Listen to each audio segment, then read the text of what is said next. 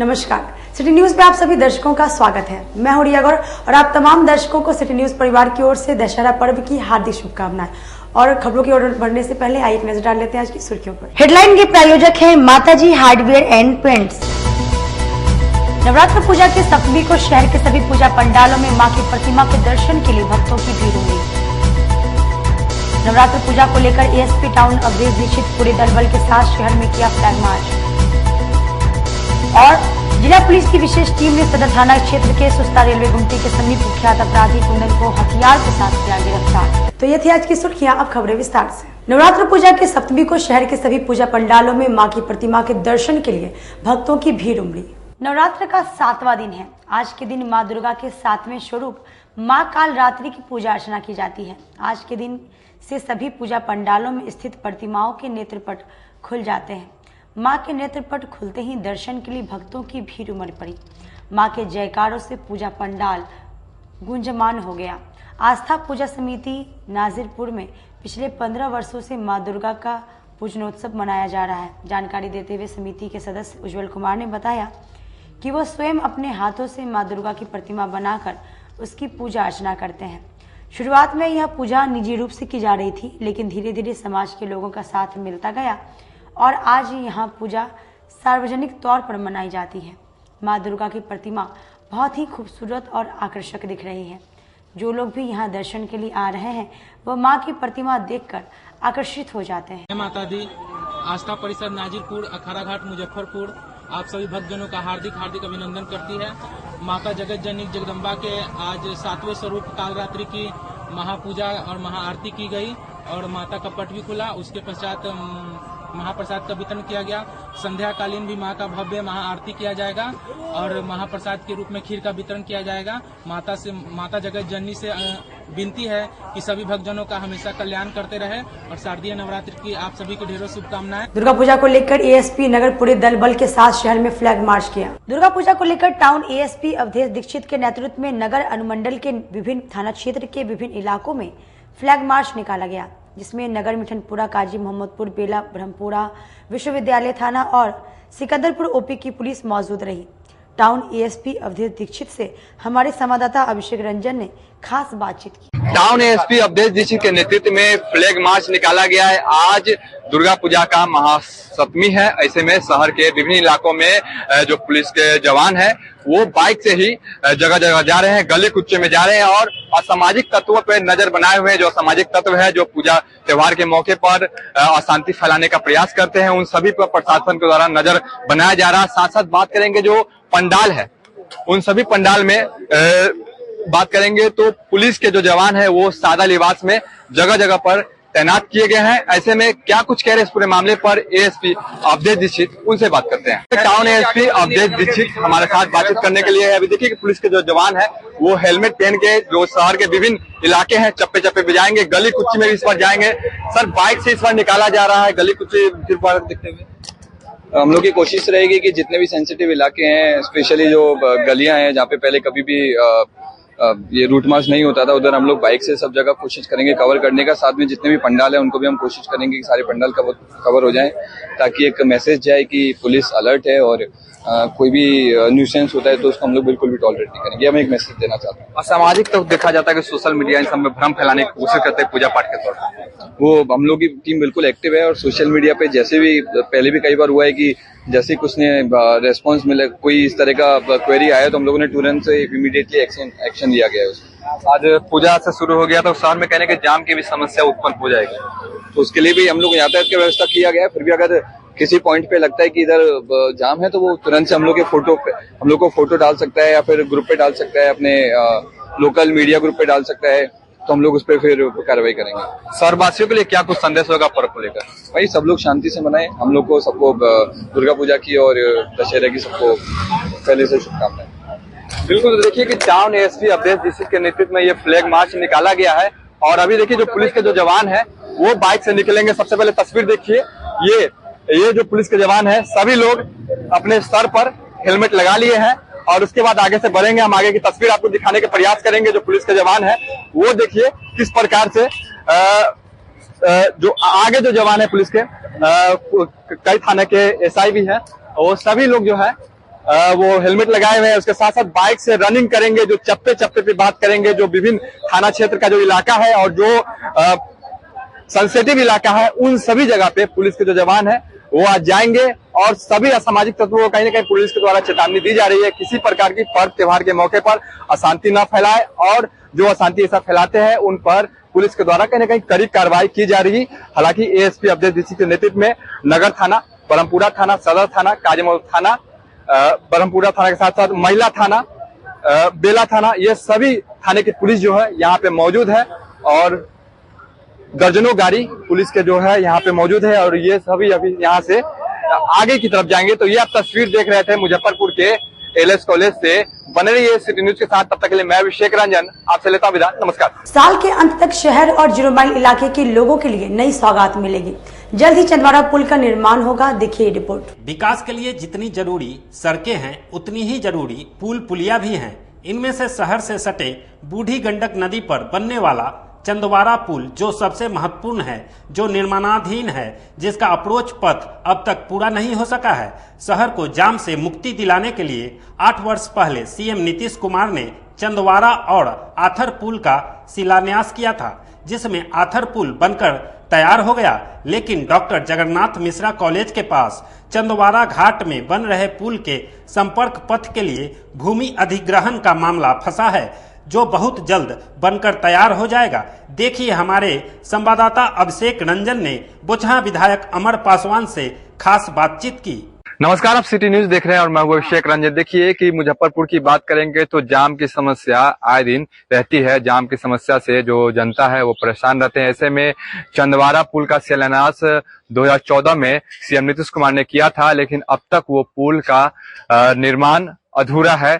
क्या काम बचा हुआ है और बोचहा विधायक हमारे साथ बातचीत करने के लिए है। आपका चुनावी मुद्दा भी था चंदवारा पुल का निर्माण हो आने वाला चुनाव को लेकर, तो क्या काम बचा हुआ अभी तक? जी बिल्कुल, यहाँ पे जो कार्य था उसमें जो भूमि जो रैयती भूमि थी उन लोगों को अभी तक उनका लाभांश नहीं मिल पाया था और इसमें पूर्ण रूप से हम लोगों ने एक अच्छा कदम उठाते हुए, यहाँ के प्रशासनिक अधिकारियों ने एक अच्छा कदम उठाते हुए जो भी यहाँ पे भूमि जिनकी थी उन लोग को लाभांश मिल गया है। उनका जो जो भी पैसा था उन लोग को पहुंच गया है और मुझे लगता है कि बांध के जो पुल का जो पूर्व वाला उत्तर वाला भाग है उस तरफ जो है कार्य जल्द से जल्द इसकी कार्य प्रारंभ होगा और जल्द से जल्द हमारे मुजफ्फरपुर वासियों को एक नई सौगात मिलेगी, जहां पे आपको जाम से निजात मिलेगा। एक और पुल का हम लोग आवागमन कर पाएंगे और मुझे लगता है कि यह एक अच्छा डोर होगा मुजफ्फरपुर को और विकसित करने के लिए और मुझे लगता है कि मुसाफिरों को एक अच्छा एक जगह मिलेगा ताकि हम आवागमन में हम लोग का सुविधा उपलब्ध हो पाए। 2 पुल का एक साथ शिलान्यास हुआ था, एक बात करेंगे आथर की, एक बात चंदवारा की। आथर का सारा काम तो कंप्लीट हो गया? जी जी बिल्कुल, उस पे हम लोगों ने पूर्ण रूप से प्रयास करते हुए आज उसका जो अप्रोच पथ है उसको चालू करवा दिया है और आज देख सकते हैं वहां पे कि हम हमारे जो कार्य क्षेत्र में जब से हम विधायक बने उसके बाद वो पुल का अप्रोच पथ भी तैयार हो गया है और अब सुलभ तरीके से वहां से हम लोग आवागमन कर सकते हैं। मुसहरी से बोचहा या बोचहा से मुसहरी आप वहां से आवागमन कर सकते हैं। तो उसी प्रकार हम लोगों ने इस पे पूर्ण रूप से संज्ञान लिया हुआ है और जल्द से जल्द आपको हमारा चंदवारा घाट पुल को भी आप देख पाइएगा कि जल्द से जल्द ये पूर्ण होगा। ये हमारे विधानसभा के क्वेश्चन में भी हमेशा रहता है और इस पे मैं तत्परता के साथ वहां पे मुख्यमंत्री जी से अपनी बातें रखता हूं और चाहे उप मुख्यमंत्री जी से बातें रखता हूं। उन्होंने यहाँ पे पैसा भी इसके लिए उपलब्ध करवाया था और मुझे लगता है कि उस प्रक्रिया में हम लोग आगे भी बढ़ रहे हैं। तो मुझे लगता है कि जल्द से जल्द ये हमारे कार्यकाल में ये जल्द से जल्द आपको ये पुल को सुविधा आपको उपलब्ध हो जाएगी। चुनाव आने वाले हैं, कैसी तैयारी चल रही है? लोकसभा चुनाव को लेकर कौन होगा प्रधानमंत्री चेहरा? देखिए हमारे गठबंधन में बिल्कुल आप देख सकते हैं कि हमारे पास जो है साथीगण बहुत हैं। हमारे पास पूर्ण रूप से एक युवा व्यवस्था भी है। हमारे पास पे क्या बोलते हैं आपको एक अनुभवी व्यवस्था भी है। सब चीज है हमारे पास और सबसे पहले तो हम लोग चुनावी क्षेत्र में जाएंगे। आम जो चुनाव होने वाले हैं 2024 का, जो कि यहाँ की भारत की जनता जो है त्रस्त हो गई है। जो अभी की सरकार है 10 साल से उन लोगों ने सिर्फ और सिर्फ एक कहावती बातें, रटी रटाई बातें लोगों के ऊपर रखी हैं, लेकिन उस पर कभी भी कोई काम अमल नहीं किया है। तो मुझे लगता है कि उन सब चीजों से जनता भी ऊब चुकी है और जनता में पूर्ण रूप से रोष है इस बात का, और इस सरकार को, बीजेपी सरकार को मुझे लगता है कि जल्द से जल्द उखाड़ फेंकने का काम करेगी। और इसमें पूर्ण रूप से महागठबंधन हो, बिहार में महागठबंधन हो या फिर देश स्तर पे इंडियन अलायंस हो, आपको पूर्ण रूप से समर्थन देखने को मिल रहा है। और हम लोग अच्छी एक नई सरकार को, एक ऊर्जावान सरकार हम लोग देंगे और देश में नई एक तरह से प्रगति आएगी। बिल्कुल। तो देखिए, चुनाव 2024 में होने हैं, लोकसभा चुनाव। ऐसे में सभी पार्टी तैयारी कर रहे हैं। ऐसे देखना होगा कि जनता इस बार लोकसभा चुनाव में किसके साथ जाती है, इंडिया गठबंधन के साथ जाती है, एनडीए के साथ जाती है, देखने की बात होगी। तो आप देख रहे हैं सिटी न्यूज, मुजफ्फरपुर से अभिषेक रंजन। कालीबाड़ी रोड स्थित माता वैष्णो देवी के मंदिर में नवरात्रि पूजा को लेकर भक्तों की भीड़ उमड़ी। नवरात्रि के शुरू होते ही आस्था सैलाब मंदिर में उमड़ पड़ा। ऐसे में मुजफ्फरपुर की कालीबाड़ी रोड स्थित माता काली वैष्णो देवी मंदिर में भी शनिवार को मां वैष्णो देवी के साथ साथ अन्य देवी देवताओं की पूजा अर्चना के लिए सुबह से ही भक्तों का तांता लगा रहा। कालीबाड़ी रोड स्थित मां काली वैष्णो देवी मंदिर में जम्मू कटरा के वैष्णो देवी मंदिर का स्वरूप दिखाया गया है। यहाँ गुफा भी है और श्रद्धालु पहाड़ पर चढ़कर माता रानी के दर्शन के लिए आते हैं। मंदिर समिति के महासचिव योगेश कुमार टिंकू ने बताया कि नवरात्र के समय आकर्षण बनाने के लिए माता काली वैष्णो देवी मंदिर में लाइट के साथ डेकोरेशन में सजावट करवाया जाता है। माता रानी सभी भक्तों की मनोकामनाएं पूर्ण करती हैं। माता का भव्य मंदिर का सजावट हो चुका है और मुजफ्फरपुर के पहाड़ों वाली माता, मतलब पूरे बिहार में आप सोच लीजिए कि पहाड़ का जो स्वरूप है माता का, जैसे जो माता का स्वरूप वहाँ जम्मू कटरा में है, ठीक उसी प्रकार यहाँ कम जगह में ही माता का स्वरूप, माता का अखंड ज्योत, माता का पिंडी यहाँ विराजमान है। और दक्षिणेश्वरी काली माता का जो मंदिर है वो सैकड़ों वर्ष पुराना है और माता का मंदिर है।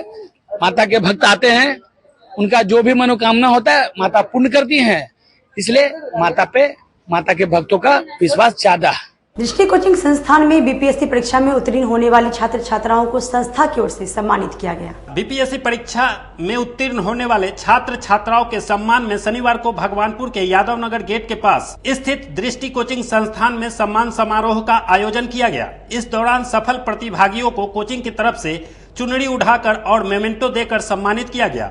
इस संस्थान में पढ़ने वाले लगभग 95% छात्र व छात्राओं ने बीपीएससी टीचर परीक्षा ने सफलता हासिल की।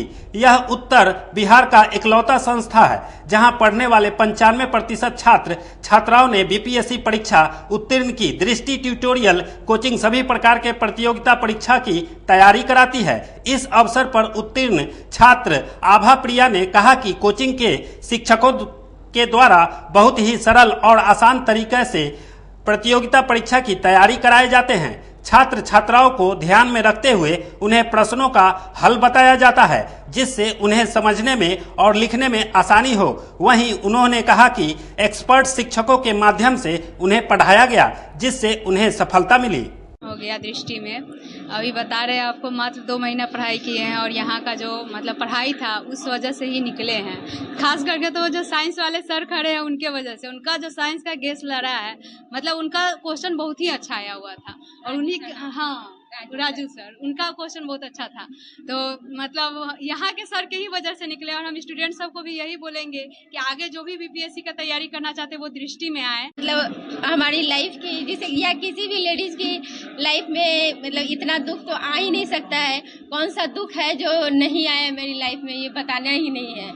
औरत की लाइफ में जो जो दुख आता है पूरी लाइफ में जितना नहीं कोई सहा होगा उससे ज्यादा हम 10 साल के अंदर में सह चुके हैं। लेकिन फिर भी हम सोचे कि नहीं, मतलब रोने पीटने से तो कुछ होने वाला है नहीं। जब तक हम जिंदा है तब तक तो संघर्ष करते रहना है हमको, और संघर्ष करेंगे। जब तक नहीं होगा जॉब तब तक लड़ते रहेंगे। लेकिन दृष्टि में आए हुए हमको बस 3-4 महीने ही हुए हैं और 3-4 महीने में हमारी ये सफलता है, तो इससे खुशी की बात और कुछ नहीं हो सकती है। और दृष्टि के लिए हम पूरी जिंदगी आभारी रहेंगे। कैसे सहयोग हो पाता था, समय कैसे मैनेजमेंट करते? सर समय तो मतलब यहाँ से तो मैं 2 बजे जाती थी, पार्ट टाइम मतलब करती थी, क्योंकि मेरे बच्चे का स्कूल 1:30 बजे तक होता था, ये भी 2 बजे तक घर पे आता था। कितने छात्रों की उपलब्धि हुई यहाँ से? अभी तक ऑफिशियली 29 हम लोग के पास सूचना है। ऐसे तो सूचना ज्यादा के लिए जिनका हमारे इंस्टीट्यूट में माना जाता है कि जब तक आप एविडेंस नहीं देंगे एडमिट का और स्क्रीनशॉट जो हम मिलान करते हैं, तो 29 ऐसे जो 10+2 और 1 to 5 ये सब मिला के। तैयारी करने का समय बहुत कम दिया गया था, कितना मुश्किल था?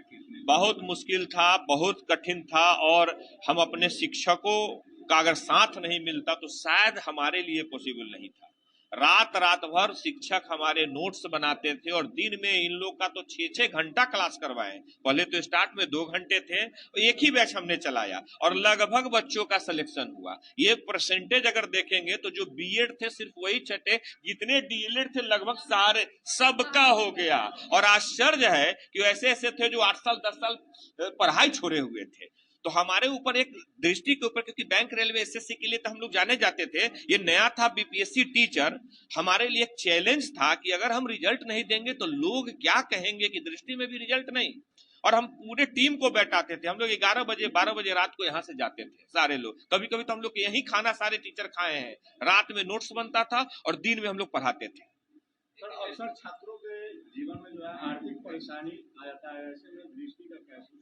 देखिए, दृष्टि में कोई आर्थिक परेशानी जैसा कि आप सुन ही चुके हैं, क्योंकि हम तो अपने स्टाफ को प्रेरित करते हैं, और सैकड़ों ऐसे स्टाफ हमारे हैं जो डिफरेंट अच्छे ऑर्गेनाइजेशन में काम कर रहे हैं। अगर वाकई में आर्थिक परेशानी है तो 1 रुपया आपका फीस है यार, 1 सिक्का वो भी नहीं है, तो सब कुछ हम प्रोवाइड करते हैं। और आज से नहीं, वर्षों से कोई आर्थिक परेशानी यहाँ ये बच्चों का ही इंस्टीट्यूट है, ये इंस्टीट्यूट खोला ही गया था इसी। मुझे रिजल्ट आने की बहुत खुशी है, और मुझे ये भी खुशी है कि मैं यहाँ दृष्टि को ज्वाइन की थी, क्योंकि यहाँ बहुत अच्छे से सारे सब्जेक्ट को पढ़ाया जाता है, जिसमें सबसे राजीव सर और उनके जितने भी टीम है, चाहे वो रवि सर हो, राजू सर हो, मैथ्स पढ़ाते थे, और भी जितने भी सब्जेक्ट के सब्जेक्ट बाय टीचर थे, सब लोगों ने बहुत अच्छे से कोऑपरेट किया, और सभी ने बहुत मतलब मेहनत से, लगन से हमें एक एक चीज़ों के बारे में बताया। सबसे अच्छे से उन्होंने बहुत ज़्यादा ही हम लोगों को मोटिवेट किया, और इस तरह हम लोग को आज इस मुकाम पे मैं जो पहुंची हूँ,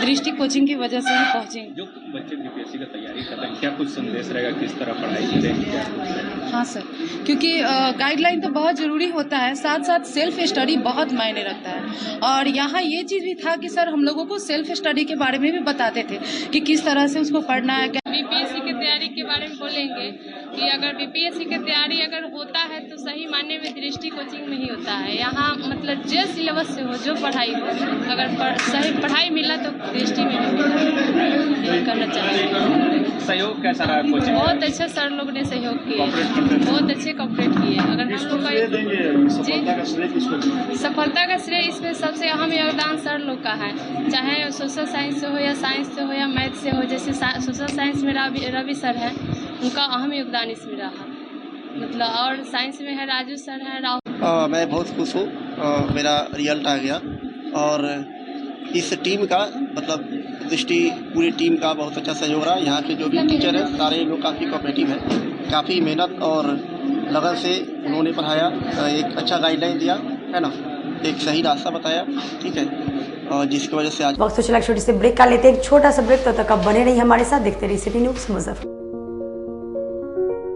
मुजफ्फरपुर जिले की शान बन चुकी बाबा लहठी अब लोगों की जरूरत बन चुकी है।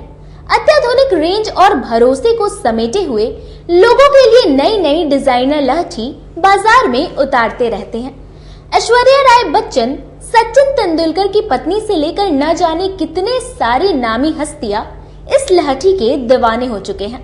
लोगों के साथ ने ही बाबा लहठी की पहचान देश से लेकर विदेश तक बनाई है।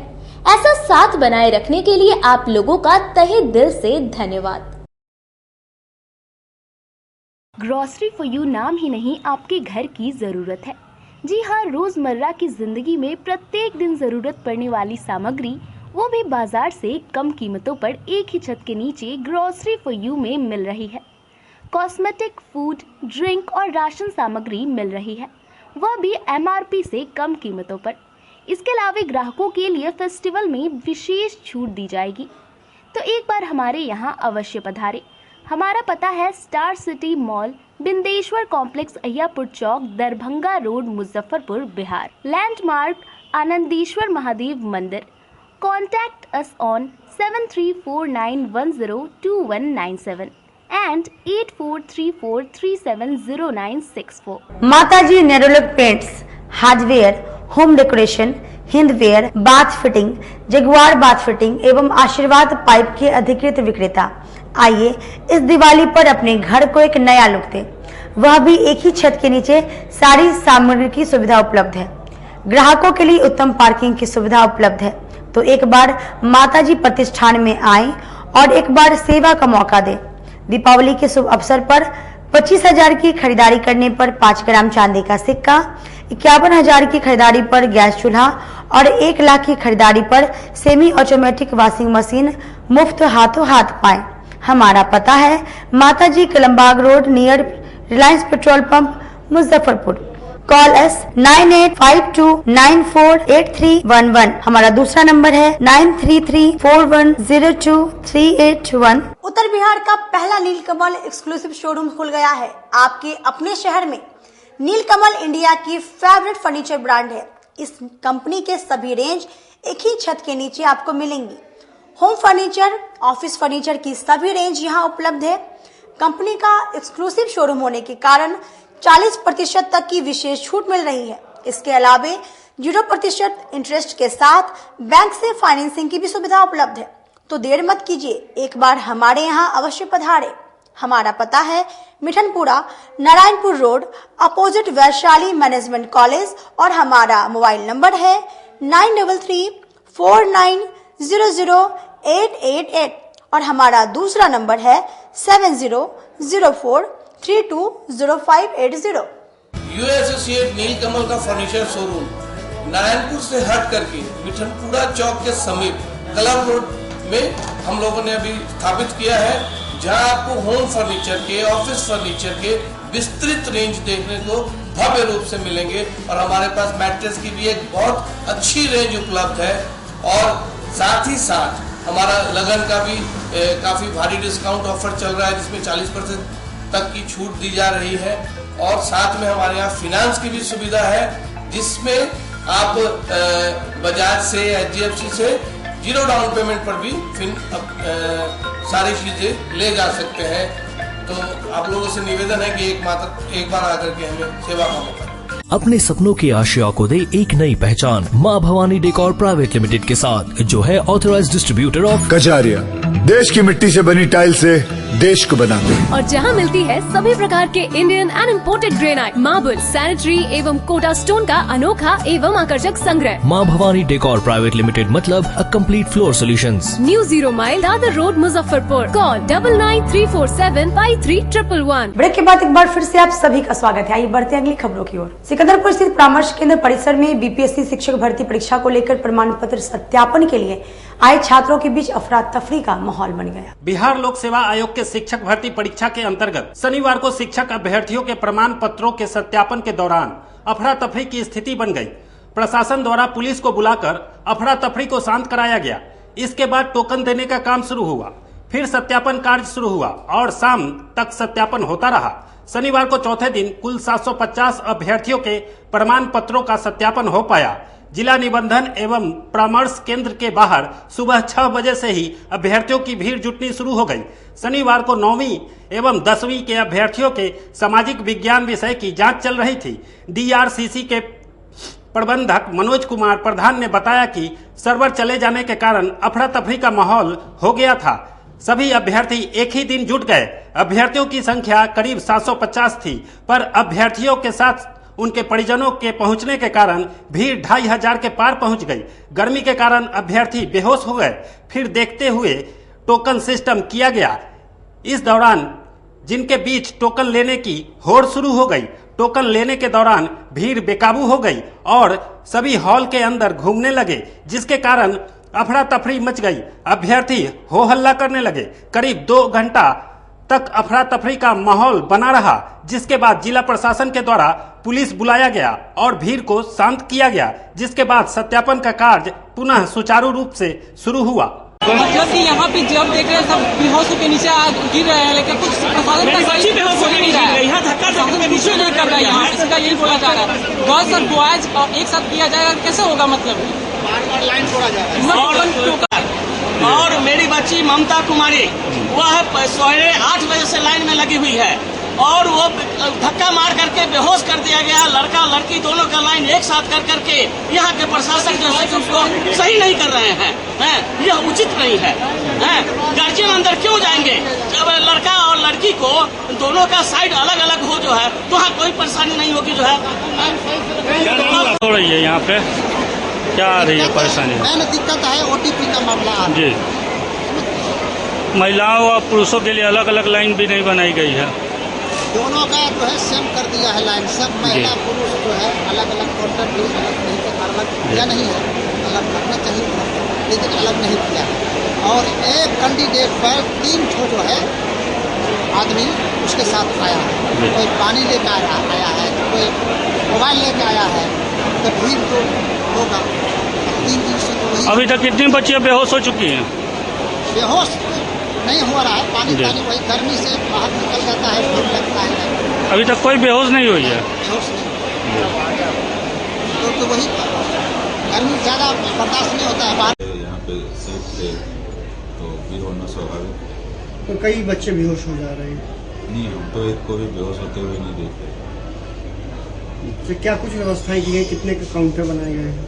23 काउंटर है और पानी पीने की व्यवस्था है, बैठने का व्यवस्था है। अगल बगल में बहुत सारे पेड़ लगे हुए हैं, पेड़ के नीचे घास भी है, उस पर भी बैठ सकता है। बहुत सारी कुर्सियां हैं, लगभग 600 के आसपास कुर्सी लगी हुई है। कितने अभ्यर्थी यहाँ आ रहे हैं को लेकर? कितने आज तो आना चाहिए था 750 के आसपास कैंडिडेट को, लेकिन एक कैंडिडेट के साथ अमूमन 2-3 व्यक्ति आते हैं, जिसकी वजह से आपको भीड़ नजर आ रही है कि 2000-3000 कर दी गई, उसी की वजह से। सदर थाना की पुलिस ने कुख्यात अपराधी कुंदन कुमार को देसी पिस्टल और जिंदा कारतूस के साथ गिरफ्तार किया। कुख्यात अपराधी कुंदन कुमार को सदर थाना की पुलिस ने शनिवार को एक देशी पिस्टल और 7 जिंदा कारतूस के साथ गिरफ्तार कर लिया है।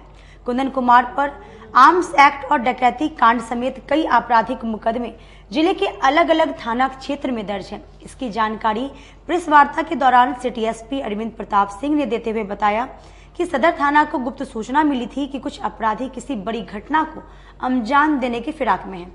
सूचना मिलते ही सदर थानेदार ने एक टीम गठित कर सुस्ता रेलवे गुमटी के पास से एक अपराधी कुंदन कुमार को गिरफ्तार कर लिया। वहीं उसका साथी मौके से फरार हो गया। सिटी एसपी अरविंद कुमार सिंह ने बताया कि पुलिस ने कुंदन कुमार के पास से एक देशी पिस्तौल, 7 कारतूस व एक बाइक बरामद किया है। गिरफ्तार अपराधी से पूछताछ की जा रही है, वहीं उसके साथी की गिरफ्तारी के लिए छापेमारी भी की जा रही है। एक कुख्यात अपराधी को हथियार के साथ गिरफ्तार करने के संबंध में सदर थाना, जिनके थानाध्यक्ष कुंदन जी, कुणाल सब इंस्पेक्टर और उनकी टीम यहाँ पर है, इन लोगों के द्वारा जो उपलब्धि हुई है उसी के संबंध में ये प्रेस विज्ञप्ति जारी की जा रही है। आज सुबह ये गुप्त सूचना मिली थी कि सदर थाना अंतर्गत सुस्ता स्थित रेलवे गुमटी के पास से कुछ अपराधी हथियार के साथ गुजर रहे हैं और किसी बड़ी घटना को अंजाम देने की फिराक में हैं। इस पर त्वरित कार्रवाई करते हुए सदर थानाध्यक्ष और उनकी टीम द्वारा एक अभियुक्त कुंदन कुमार हैं, जो मनियारी थाना अंतर्गत रहने वाले हैं, इनको एक अवैध देसी पिस्टल और 7 कारतूसों के साथ बरामद जो है गिरफ्तार किया गया है। तो अभी तक जो बरामदगी है वो एक देसी पिस्टल, 7 कारतूसों की और बाइक की है, जिसका सत्यापन किया जा रहा है कि बाइक किसी आपराधिक घटना में संलिप्त या किसी आपराधिक घटना के परिणाम स्वरूप इनके पास तो नहीं आई है। ये जो गिरफ्तार अपराधकर्मी है कुंदन कुमार, अभी तक इनके पास सदर थाना के 109/2022 और 157/2022 जो आर्म्स एक्ट और डकैती के कांड हैं, इस रूप में आपराधिक इतिहास मिला है। लेकिन अभी तक की जानकारी के अनुसार मिठनपुरा, अहियापुर, रेल थाना और मनियारी से भी ये विभिन्न प्रकार के कांडों में जेल गए हैं, यानी इनका विस्तृत आपराधिक इतिहास रहा है। इस ऑपरेशन में इनके एक साथी थे, वो भागने में कामयाब रहे हैं, उनका नाम हम लोगों को पता है। उनका आपराधिक इतिहास पता कर उनकी गिरफ्तारी के लिए अग्रिम कार्रवाई की जा रही है और इस ऑपरेशन और इस उपलब्धि के लिए मैं सदर थाना की टीम को बधाई देता हूँ। जातीय जनगणना में वैश्य समाज को घटाकर प्रकाशित किए जाने के विरोध में 1 दिवसीय धरना दिया गया। राज्य सरकार द्वारा जातीय जनगणना में साजिश के तहत वैश्य समाज के सभी 56 उपजातियों की संख्या को घटाकर प्रकाशित किए जाने के विरोध में 5 सूत्री मांगों को लेकर अखिल भारतीय वैश्य महासम्मेलन बिहार प्रदेश के आह्वान पर प्रथम चरण में राज्य के सभी प्रमंडलों में अलग अलग तिथि को 1 दिवसीय धरना देने का कार्यक्रम निर्धारित किया गया है। अखिल भारतीय वैश्य महासम्मेलन मुजफ्फरपुर के जिलाध्यक्ष संजय शाह की अध्यक्षता में तिरहुत प्रमंडल स्तरीय 1 दिवसीय धरना देने को लेकर आज सर्किट हाउस में बैठक कर इसकी जानकारी दी गई। उक्त बातें पवन कुमार जायसवाल ने बताया। राज्य सरकार को निम्न 5 सूत्री मांगों का ज्ञापन सौंप वैश्य महासम्मेलन द्वारा देते हुए निराकरण का मांग किया गया, परंतु राज्य सरकार के संज्ञान में नहीं लेने के कारण चरणबद्ध आंदोलन शुरू किया गया है। बिहार सरकार द्वारा 2022 जाति जनगणना जो किया गया है वह वैश्य समाज के खिलाफ किया गया है। वैश्य समाज के खिलाफ एक साजिश है। यह एक तरह से 2024 का चुनाव और 2025 के चुनाव में एक खास संप्रदाय और एक खास समुदाय को खुश करने के लिए यह जनगणना किया गया था। जनगणना की जब बात आई थी तो एनडीए की सरकार थी और सरकार में हम लोग भी थे। हम लोग निर्णय के साथ थे, लेकिन हम लोग चाहते थे कि सही सही जनगणना हो, आर्थिक रूप से, सामाजिक रूप से और राजनीतिक रूप से भी जनगणना हो। जाति की जनगणना जहां होती है उनकी हैसियत को भी जनगणना हो कि उनकी आर्थिक स्थिति क्या है, सामाजिक स्थिति क्या है, उनकी राजनीतिक स्थिति क्या है, समाज के मुख्यधारा में वो कैसे लाए जाएंगे। आप सरकार में है, सरकार जन कल्याण की बात करती है, आप उसकी कल्याण की बात कैसे करेंगे। लेकिन अभी जो जाति जनगणना किया गया है यह पूर्ण रूप से राजनीतिक रूप से किया गया है और एक खास समाज और एक खास संप्रदाय को खुश करने के लिए किया गया है। हम तरीका क्या है, विरोध का तरीका क्या रहे? विरोध का तरीका हम लोग बस महासम्मेलन की ओर से सभी प्रमंडल पर जो धरना का कार्यक्रम कर रहे हैं। 30 तारीख को हम लोग कार्यक्रम रखे हैं तिरहुत प्रमंडल पर और इसके लिए हम लोग सड़क। देखिए, जातीय जनगणना होना न ये किसी को तोड़ने की बात है न किसी को जोड़ने की बात है। जातीय जनगणना नारा हर व्यक्ति हर समाज अपने हित की नारा देता है, लेकिन जनगणना से किसी को लॉसेज नहीं है। हम लोग सरकार में थे और सरकार के पार्ट थे और हम लोगों ने जनगणना का निर्णय लिया था, लेकिन हम लोगों ने वास्तविक जनगणना का निर्णय लिया था। लेकिन राज्य में घोटाले वाली सरकार है, सैकड़ों घोटाला इनके नाम पर है महागठबंधन की सरकार को। इस बार इन्होंने जातीय जनगणना में घोटाला करके एक ऐतिहासिक पुरुष बनने का काम इन लोगों ने किया है। ये काफी गलत चीज है। किसी भी समाज का आंकड़ा को घटा के प्रस्तुत करना कहीं से उचित नहीं है। इसलिए हम लोग इसका विरोध कर रहे हैं और अखिल भारतीय वैश्य महासम्मेलन के द्वारा हम लोगों ने निर्णय लिया है। उस निर्णय के तहत तिरहुत प्रमंडल में धरना हम लोग 30 अक्टूबर को देने जा रहे हैं। सारण में भी 30 अक्टूबर को दे रहे हैं। 11 बजे से धरना कार्यक्रम है और हम लोग एक ऐसा माहौल राज्य में तैयार करेंगे कि सभी जाति वर्ग के लोग इस विषय पर एक साथ होकर और सरकार का ढोल का पोल खोलने का काम करेगा। वैश्य समाज किसी एक जाति विशेष से तो बंधा हुआ रहता नहीं और एक जाति विशेष से होते भी नहीं। जिला कांग्रेस कार्यालय में भी श्री बाबू की 136वीं जयंती पर कांग्रेस कार्यकर्ताओं ने भावभीनी श्रद्धांजलि दी। तिलक मैदान स्थित जिला कांग्रेस कार्यालय में श्री बाबू की 136वीं जयंती मनाई गई। उन्हें बिहार केसरी इसलिए नहीं कहा जाता कि वह बिहार के प्रथम मुख्यमंत्री थे, अपितु वो आधुनिक बिहार के निर्माता थे। उनके प्रयास से उस समय Barauni refinery, Bharat heavy engineering, Ranchi Bokaro में स्टील प्लांट, रासायनिक खाद कारखाने आदि का निर्माण करवाया गया। उक्त बातें श्री कृष्ण सिंह की 136वीं जयंती पर कांग्रेस जिलाध्यक्ष अरविंद कुमार मुकुल ने बताया कि श्री बाबू भारतीय स्वतंत्रता संग्राम में भी अपनी महत्वपूर्ण योगदान दिया तथा संयुक्त बिहार का बड़ा हिस्सा उनके सूझबूझ से राज्य पुनर्गठन में बंगाल जाने से बच गया। श्री बाबू ने न सिर्फ देवघर मंदिर में दलित प्रवेश करवाया, जमींदारी व्यवस्था उन्मूलन एवं बंदोबस्ती व्यवस्था लाकर भले अपने समाज और पार्टी में विरोध का सामना करना पड़ा, लेकिन वो अपने पथ से डिगे नहीं। श्री बाबू की जयंती पर जिला कांग्रेस कार्यालय में उन्हें तैलचित्र पर पुष्पांजलि अर्पित करने वालों में जिलाध्यक्ष अरविंद कुमार मुकुल, नगर विधायक विजेंद्र चौधरी समेत काफी संख्या में कार्यकर्ता उपस्थित थे। फोटो सहित लेते तो प्रथम मुख्यमंत्री श्री कृष्ण सिंह जी महान स्वतंत्रता सेनानी और ऐसे प्रधानमंत्री के रूप में उनको कहा जाता था और उनके मुख्यमंत्री बनने के बाद जिस समय बिहार, झारखंड एक और शायद बंगाल भी एक था, उस समय काफी विकास हुआ। बिहार का विकास जो है आप देख रहे हैं, बरौनी रिफाइनरी से लेकर राजेंद्र पुल मोकामा का और हटिया का जो फैक्ट्री है, जो भी उद्योग लगा है आपको पूरे बिहार झारखंड में, उसमें श्री बाबू का अहम भूमिका था। और श्री बाबू जमींदारी प्रथा को खत्म किए। श्री बाबू दलित समाज को बाबा बैद्यनाथ देवघर में दर्शन करने का, जल ढारने का अगुवाई किए। श्री बाबू एक ऐसे नेता थे जो दलित, शोषित, पिछड़ा सभी समाज को लेकर चलने वाले थे। ऐसे महान स्वतंत्रता सेनानी प्रथम मुख्यमंत्री श्री कृष्ण सिंह जी को हम सत नमन करते हैं जिला कांग्रेस कमेटी की। भाजपा नेता डॉक्टर अशोक शर्मा के आवास पर श्री कृष्ण सिंह की 136वीं जयंती पर समारोह का आयोजन किया। शहर के गोबरसही स्थित भाजपा नेता डॉक्टर अशोक शर्मा के आवासीय कार्यालय पर बिहार के प्रथम मुख्यमंत्री श्री कृष्ण सिंह की 136वीं जयंती समारोह श्री कृष्ण सिंह सेवा समिति के द्वारा मनाई गई। कार्यक्रम की शुरुआत श्री बाबू के चित्र पर माल्यार्पण के उपरांत दीप प्रज्वलित कर अतिथियों द्वारा किया गया। कार्यक्रम के आयोजक डॉक्टर अशोक कुमार शर्मा ने कहा कि श्री बाबू की जीवनी हर भारतवासियों के लिए प्रेरणादायक है और खासकर हर बिहारी को इनके द्वारा किए गए कृतित्व को जानना चाहिए, जिसे लेकर बिहार सरकार विद्यालय पाठ्यक्रम में बिहार केसरी श्री कृष्ण सिंह की जीवनी शामिल करे।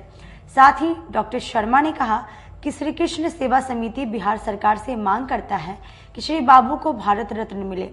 बिहार सरकार इसकी पहल करे। मुख्य वक्ता सेवानिवृत्त भारतीय प्रशासनिक सेवा अधिकारी डॉक्टर संजय सिन्हा ने कहा कि देश की संघीय ढांचा में IAS, IPS के लिए श्री बाबू ने क्या क्या किया, यह एकेडमी में जाने के बाद पता चलता है। मुख्य अतिथि डॉक्टर अनिल ओझा ने कहा कि अखंड बिहार में श्री बाबू के योगदान को भुलाया नहीं जा सकता। विशिष्ट अतिथि डॉक्टर संजय पंकज ने कहा कि श्री बाबू के जितना आज तक किसी मुख्यमंत्री ने बिहार का विकास नहीं किया। कार्यक्रम को समाजसेवी संजीव शर्मा, भाजपा प्रदेश सह मीडिया प्रभारी प्रभात कुमार, भाजपा के पूर्व जिलाध्यक्ष डॉक्टर अरविंद कुमार सिंह ने भी संबोधित किया। कार्यक्रम का संचालन शशि कुमार सिंह एवं धन्यवाद ज्ञापन उपेंद्र सिंह ने किया। कार्यक्रम समापन के बाद नवरात्र को लेकर फलहार का आयोजन किया गया। आए हुए सभी अतिथियों का अंगवस्त्र उठाकर सम्मानित किया गया। आज 21 अक्टूबर 2023 को डॉक्टर श्री कृष्ण सिंह जी, जो बिहार के प्रथम मुख्यमंत्री थे, उनका 136वां जयंती समारोह है। और चूंकि नवरात्रा चल रहा है, इसीलिए बड़े पैमाने पर नहीं मना के इसे मैं अपने निवास स्थान पर भी भव्य रूप में अच्छे तरह से मना रहा हूँ। चूंकि नवरात्रा में सभी लोग पूजा पाठ में लगे रहते हैं, नवरात्रा में लोग खाने पीने में भी परहेज करते हैं, इसीलिए इस कार्यक्रम के साथ साथ फलहार का भी कार्यक्रम हो रहा है। दोनों काम, श्री बाबू का जयंती समारोह और नवरात्रा का फलहार, दोनों कार्यक्रम आज संदेश देंगे। इस कार्यक्रम से डॉक्टर श्री कृष्ण सिंह सेवा समिति के तत्वावधान में आज श्री बाबू, जो बिहार के पहले प्रधानमंत्री के रूप में, फिर स्वतंत्रता प्राप्ति के बाद प्रथम मुख्यमंत्री के रूप में न केवल बिहार के निर्माता बल्कि राष्ट्रीय राजनीति में भी, विशेष रूप से वैचारिक और क्रियात्मक राजनीति में जिस महत्ता के साथ उनका हस्तक्षेप और महत्व होता था, उसे हम स्मृत नहीं कर सकते थे। उन्हें बड़े ही आदर के साथ लोग श्री बाबू या फिर बिहार केसरी के नाम से विभूषित करते रहे। श्री बाबू एक ऐसे दृढ़ प्रतिज्ञ, शौर्य से भरे हुए पराक्रमी राजनेता थे, जो अध्ययनशीलता और अपनी क्रांति चेतना के लिए आज भी जाने जाते हैं। उनके व्यक्तित्व को और कृतित्व को छूना क्या, पार पाना क्या, उसका एकांश भी शायद ही किसी मुख्यमंत्री ने उपलब्ध किया हो या किसी राजनेता ने प्राप्त किया हो। SKMCH परिसर में श्री बाबू विचार मंच द्वारा श्री कृष्ण सिंह की 136वीं जयंती पर समारोह का आयोजन किया गया। श्री बाबू विचार मंच के तत्वाधान में शनिवार को कृष्ण मेडिकल कॉलेज सह अस्पताल परिसर में पैक्स अध्यक्ष मनीष बसंत शाही के अध्यक्षता में बिहार केसरी आधुनिक बिहार के शिल्पकार श्री कृष्ण सिंह की 136वीं जयंती मनाई गई। इस कार्यक्रम में बोचहा विधायक अमर पासवान शामिल होकर श्री बाबू के प्रतिमा पर पुष्प माला अर्पित कर उनके विचारों पर महत्वपूर्ण चर्चा की। इस कार्यक्रम में सावन पांडे, सोनू सिंह, संजय केजरीवाल, नर्मदेश्वर प्रसाद, दीपक कुमार एवं कृष्ण मेडिकल कॉलेज के अधीक्षक उपस्थित रहे। आज के लिए बस इतना ही। जाते जाते आप सभी तमाम दर्शकों को दुर्गा पूजा की हार्दिक शुभकामनाएं।